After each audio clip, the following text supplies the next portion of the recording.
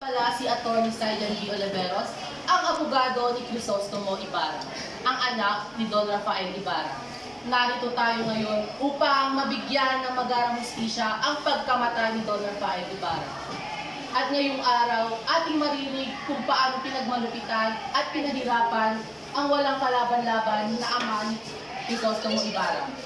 Umaasa kami na inyong ipaparatang ay guilty kay Padre Damaso. Ako, Marian Castro, ang abogado ni Padre Damaso. Si Padre Damaso ay pinagbibintangan na siya ang tunay at utang sa pagkamatay ni Don Rafael Ibarra. Alam naman natin na si Padre Damaso ay isang mabuti at respetadong pare. Si Padre Damaso ay malapit sa Diyos, kaya hindi niya iyon magagawa. Maaari bang ipresenta ang unang saksi? Iyong kagalang-galang, aking irepresenta ang unang at nag-iisang saksi sa pagkamatay ni Don Rafael Ibarra at kundi ito ang anak na si Crisostomo Ibarra.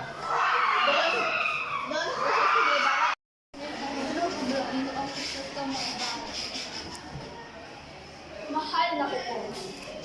Akusado.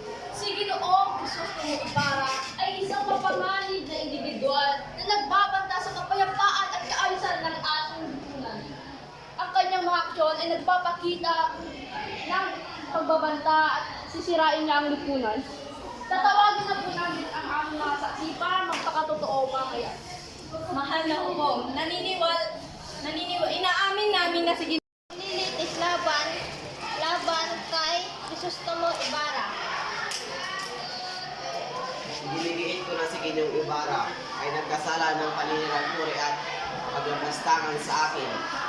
Inusulti ko ako sa maratang nito ang aking ay buwan ng Christ para sa pagkakas.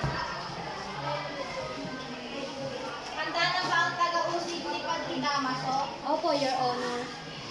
Handa na ba ang defense? Opo, Your Honor.